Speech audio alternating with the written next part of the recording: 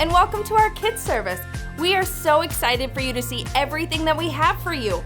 But before we do that, we're gonna need you to stand up, make some room, because we're gonna jump into some worship.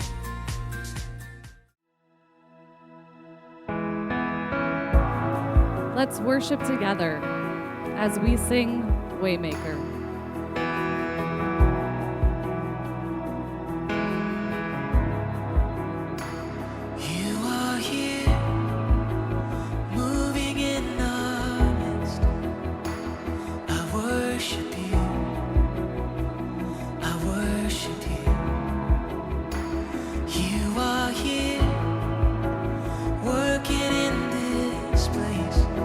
We worship you, Jesus. I worship you. He's the Waymaker.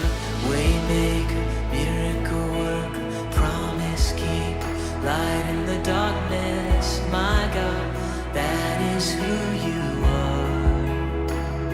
And you are Waymaker, miracle worker, promise keeper, light in the darkness, my God, that is who you are. You are here, turning lives around. Jesus, we worship you. I worship you. I worship you. You are here and you're healing every heart. I worship you, yeah. I worship you. He's the Waymaker. Waymaker, miracle worker, promise keeper, light in the darkness, my God, that is who you are. And you are Waymaker, miracle worker, promise keeper, light in the darkness, my God, that is who you are. And that is who you are. Jesus, you are the Waymaker, the miracle worker.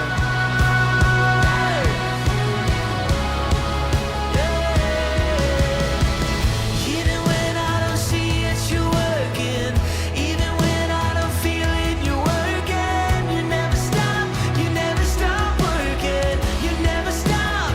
Jesus, you are Waymaker, miracle worker, promise keeper, light in the darkness, my God, that is who you are. I know. Sing to Jesus.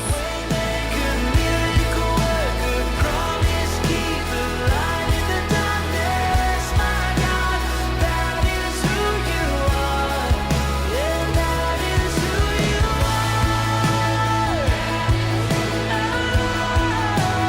That is who you are, Jesus, that is who you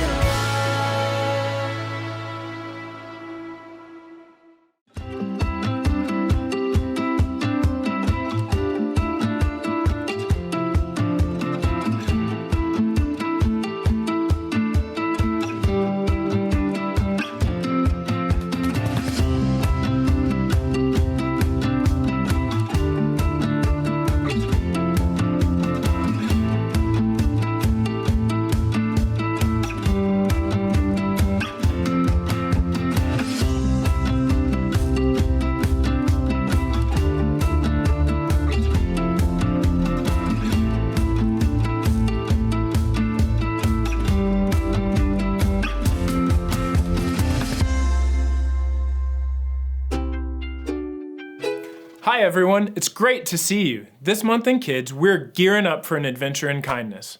And what is kindness? Kindness is showing others that they are valuable by how you treat them. Kindness is about more than just being nice. It's a way of treating people that shows them they're valuable and important. God can help us gear up to be kind, even in those times when it's really difficult. Since we're adventuring together this month, we'll need to get some gear. Do you guys want to help me practice getting on all that gear? Okay, let's see how fast I can get all that gear on. Ready, set, go!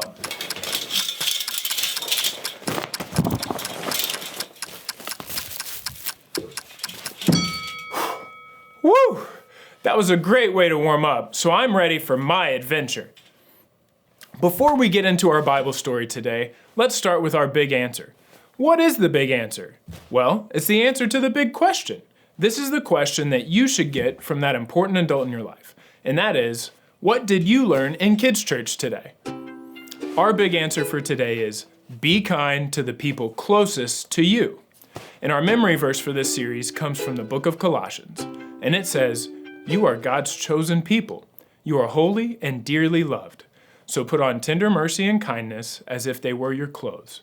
Don't be proud, be gentle and patient." Colossians chapter 3, verse 12. Today we're looking back to the book of Ruth in the Old Testament. This story took place after God had led the Israelites out of Egypt into the wilderness and finally to the land God had promised them. But even in the promised land, the people experienced times when there was very little rain and not enough food. During one of these times, a man named Elimelech and his wife Naomi moved to the land of Moab when there was more food. Elimelech and Naomi had 2 sons, and both of their sons married women from Moab. Sadly, after a few years, the 3 men died, and the 3 women, Naomi, Orpah, and Ruth, were left on their own. Naomi heard that God had provided food in her homeland, so she decided to travel back to Bethlehem, which was her hometown. Both Orpah and Ruth started to come along with Naomi. Naomi said to them in Ruth chapter 1, verse 8, "Both of you go back. Each of you go to your own mother's home. You were kind to your husbands who have died. You have also been kind to me, so may the Lord be just as kind to you." Eventually, Orpah decided to go back home, but Ruth insisted on staying with Naomi. Ruth said, "Don't try to make me leave you and go back. Where you go, I'll go. Where you stay, I'll stay. Your people will be my people. Your God will be my God." Naomi could see that Ruth wasn't going to change her mind, so together they journeyed on toward Naomi's home, Bethlehem. When they arrived, Naomi told everyone what had happened to her husband and sons. She and Ruth had arrived at the time when people were beginning to harvest the grain out in the fields.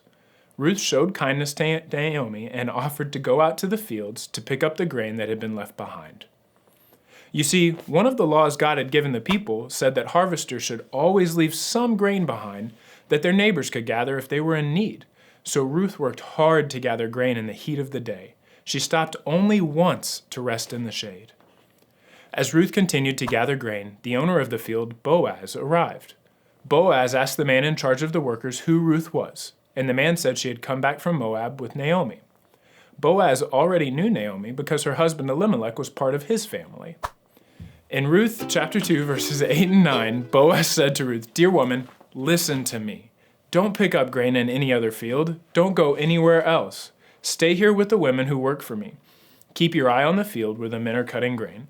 Walk behind the women who are gathering it. Pick up the grain that is left. I've told the men not to bother you. When you are thirsty, go and get a drink. Take water from the jars the men have filled." Ruth was confused by Boaz's kindness toward her, and she asked him why he was being so kind to her. Boaz said that he had heard about Ruth's kindness to Naomi and how she had left her own country to stay with Naomi. Boaz even made sure that his men left extra grain behind for Ruth. When Ruth returned to Naomi that evening, Naomi was amazed to see how much grain she had gathered. Naomi asked Ruth where she had found so much grain. Ruth explained that she had collected the grain in the field belonging to Boaz. Naomi was thrilled to hear this news. She said, "May the Lord bless him. That man is a close relative of ours. He's one of our family protectors." Ruth continued to gather grain from Boaz's fields. In time, Ruth and Boaz were married, and they had a son named Obed. And get this, Boaz and Ruth's son Obed ended up being the grandfather of King David and part of the family line of Jesus. Whoa! Ruth showed amazing kindness to Naomi by staying with her as she traveled back to Bethlehem, and then by gathering grain for her. Boaz showed kindness to Ruth by letting her gather grain in his field. Their kindness made a big difference. That's what our kindness can do too. We should remember to be kind to the people who are close to us, the people we see every day, because you never know how God might use your kindness to help someone else. No matter how much we love our family and close friends, sometimes it's hard to be kind to them. In fact, sometimes it's actually easier to be kind to a stranger. We see our family and friends at their best. and at their worst. But even when we feel annoyed by our family members, we can still choose to respond with kindness. We can choose to use kind words and a calm tone. On the other hand, when we notice them doing something nice, we can say thank you. If you're not sure how to be kind to someone close to you, just remember what we always say in here. I should treat others the way I want to be treated. Think about what it feels like when someone is kind to you, and then share that same kindness with the people closest to you. Just like our big answer says, be kind to the people closest to you. All right, kids. Well, that's all for today. See you next time.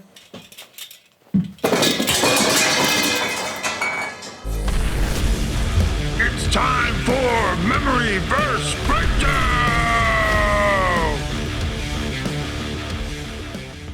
Hey kids, today we're gonna break down this week's memory verse. Are you ready? Okay, here's this week's memory verse. You think you got it? Try saying it out loud.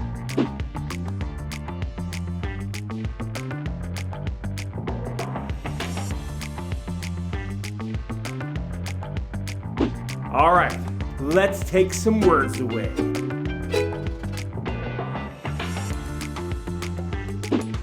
You think you still got it? Try saying it out loud again.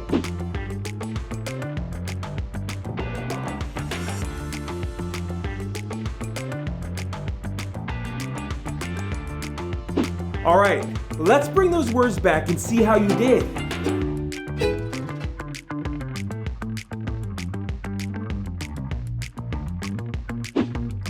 Did you get it right? Awesome. Well, that's this week's memory verse breakdown. How'd you do? Memory Verse Breakdown!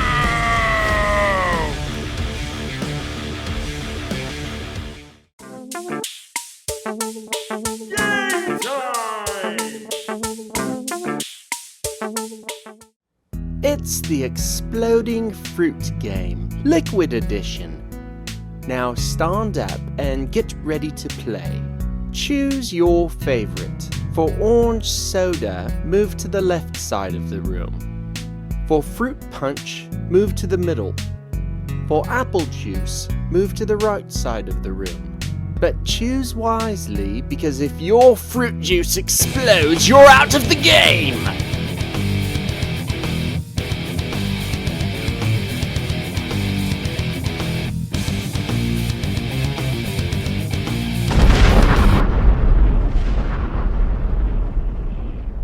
If you chose orange soda, then you are out.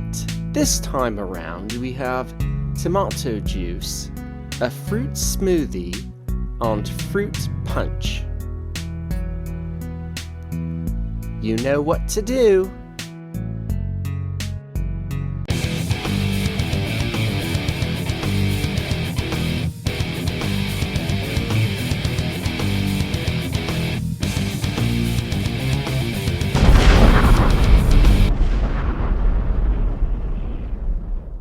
If you chose the fruit smoothie, then you are out.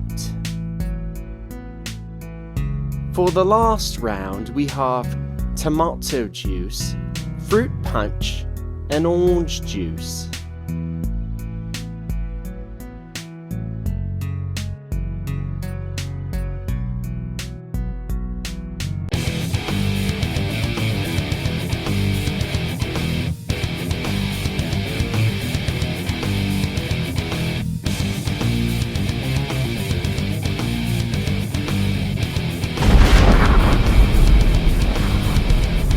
If you chose the tomato juice, then you are out.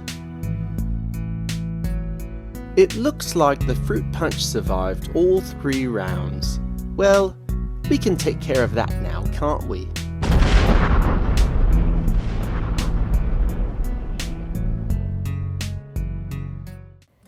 Thank you so much for being with us today. Before you leave, have that important adult in your life go to lifechurchgreenbay.com/kids, where you can grab our Kids Connect card.